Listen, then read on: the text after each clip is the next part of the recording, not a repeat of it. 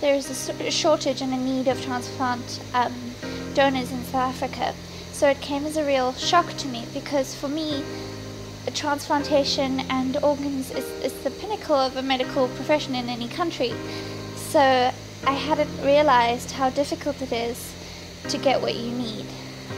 So obviously, personally, that was really scary, finding out that I might not have the organs that I need to stay alive, and then realizing that it's not just me, and that approximately 4,500 South Africans are also on the transplant list, and many of them die waiting because there are simply not enough people who are aware of the problem and who sign up to pass their organs along when they pass on.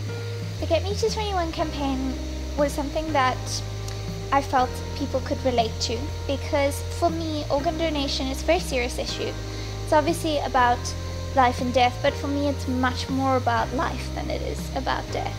That it's an age where people traditionally view life as something that is exciting and full of new possibilities, and an age where people are carefree, and for me, I don't really have that option, and I would really like it.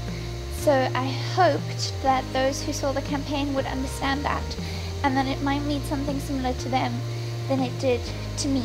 So when I started the campaign, it's just a way of me being able to sincerely plead for people to understand that those of us waiting for organs are actually human beings too, with our own faces and names and stories, and our own hopes and dreams, and we need futures.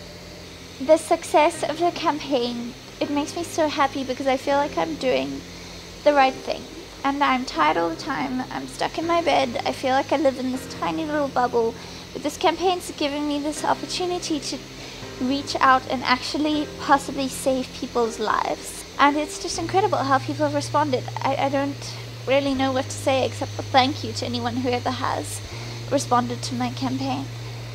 I think that part of the reason why a lot of people haven't signed up is that either they aren't aware of it, or they have a lot of misconceptions about it, and they think perhaps I've discussed it with some people who were surprised to learn that they actually harvest the organs after you have passed on, and that they don't come up to you when you're alive and ask for you to hand them over, which for me was so obvious, but I think that there are a lot of myths around it. So it's really not something that is expensive. Your family will never have to pay for it, and for me it is giving the gift of life. It's the closest anyone can be to a superhero.